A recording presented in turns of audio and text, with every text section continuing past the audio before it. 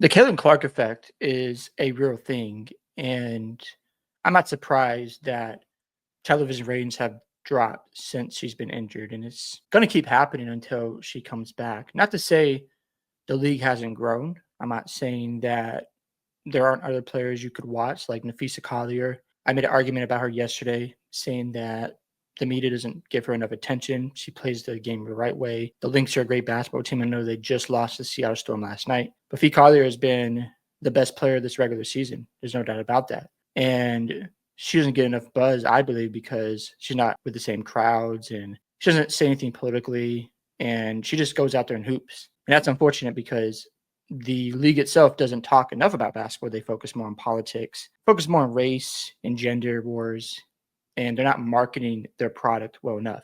And a lot of people do watch just for Caitlin Clark. That is a fact, right? And they don't watch for other reasons. And it's going to take time for the league to grow. Rome was not built in one day, but you're going to need Caitlin Clark to keep on building this momentum for each season as she continues to improve her game, because Caitlin Clark has a ways to go. She does turn the ball over a lot, and that's one thing I would like to see improve in her game. But everyone has a flaw, and every player has something to work on. She's only in her sophomore season, and I hope she gets back soon. Funny, here come the Angel Reese haters.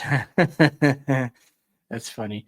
This guy wrote something interesting, and it's a little bit misleading in my opinion because it doesn't tell the whole context of what's going on here. And he was arguing the fact that arenas were sold out, but he didn't talk enough about how the prices went down for those games after Clark got injured. That makes a difference in revenue for the league. And if she was playing, the Chicago Sky still would have sold for the same amount of price, but it dipped down significantly when she got injured because they recognize fans aren't coming if Caitlin Clark's not playing. So they had to change the price. So yeah, the attendance is better. However, the arena might be smaller and the tickets are cheaper. So yeah, you might sell out arenas. However, you're not making as much money. That's the difference. With Caitlin Clark playing, you can sell for a higher price because of the demand of watching Caitlin Clark is a thing. So yeah, she's one of the only reason, I'd say only, but one of the main reasons why people watch the WNBA right now. And it's not that other players aren't interesting. I just think it's going to take time to warm up to them or get to know them. Like a Fee Collier, I brought this up before. Fee Collier is a great basketball player, and I think she is having an incredible season. I do need to watch some more Paige Beckers. I've watched Asia Wilson. I know people don't like her personality, which I totally understand. I'm not going to argue with you there because Asia Wilson can be controversial with her statements. We know about Angel Reese in the media, how she has tried to prop herself up, and she wonders why she gets so much backlash. The reason why she does because she's trying to put herself in specific conversations, and her fans are trying to put her in those conversations. When the reality is, right now, she's just a solid role player, really good on the defensive backboards, can crash the glass, get you extra opportunities, but she shoots poorly from the field. That is just stated in basketball terms. I'm not saying her personality is flawed or that. And some people, don't like her because of the politics and the other things she does and how she victimizes herself. I get all that. It can be very annoying to watch. But just talking basketball, she doesn't shoot well from the field. Then you look at other players around the league, like Enrique had that amazing All-Star game last year. So this is year 2 of new fans coming into the WNBA, and you can't just grow this overnight. I did say, and I'm going to say it again, they've got to do better with the revenue this year. If they go backwards and lose more money, then there's something wrong. And I believe a big part of it is the media, how they don't cover certain players enough, how they focus on topics like race baiting, gender wars, and not talking enough about the game.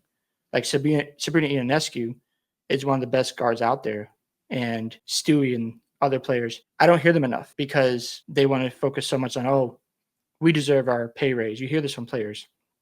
We deserve our share. Well, you haven't made any money yet. And that's why you need Caitlin Clark to help build the league and head it, get it going in the right direction. She talks highly of the past players, and I like that about Caitlin Clark because she doesn't go around dismissing the past eras. She gives them proper praise, but you see like Cheryl Swoops not giving her credit. You see other old heads not giving her credit. Now, I love the fact that Candace Parker is holding the WNBA accountable. She is calling them out constantly and making sure they understand, look, like we need to pass the torch towards these players. I did my part. I shouldn't hate on them though, because if they're going to help grow the league, I'm going to be happy because that puts the WNBA in a better spotlight. But if you continue to go down this rabbit hole where you're discrediting her accolades, you're discrediting other players like Afi Collier, and you're not giving them enough attention and buzz, and you continue to just talk about, oh, the fans are attacking us, and like DJ Carrington, we see it all the time how she goes after the fans, and it's obvious they're on Twitter all the time tweeting about what these fans are saying about them. And it's like, you can't do that. You have to focus on your product and build it up. Stop saying they're racist. Not saying there's no racism going on. However, just stop doing that. You don't see that in the NBA. You don't see players constantly attacking fans. Oh, you're racist. You're a bigot, blah, blah, blah. You don't see that going on. But in the WNBA, that's more of a thing. So with Caitlin Clark being out, it's obvious. If she isn't around, this league doesn't grow. Doesn't mean there are not great players in this league, but the demand of the WNBA right now from fans is we want to watch Caitlin Clark. And that's it for now. Is that going to change as they watch the WNBA more? Of course. As of today, you've got to keep feeding that system and pushing her forward. Doesn't mean she's the best player right now. I don't think she is. However, Caitlin Clark needs to be playing in order for this league to gain any traction, because let's just say she's not getting enough attention, not enough credit, and injuries happen in the future because you can't control that. Then fans are going to tune out and pay attention to something else. So hopefully the league learns. I don't know if they will. They're so incompetent because they want to hold on to the old things, even though they complain about revenue share and getting paid more. The only way you can do that if you make a profit and show the NBA that you can be sustainable without them. And if that doesn't happen, then you're back to square one. Hope you guys enjoyed this video today. Love to hear your thoughts about the viewership and ratings going down with Caitlin Clark being injured. Are you surprised? Not surprised? Don't forget to like and subscribe to the channel. Also share the video as well. And I'll see you in the next one.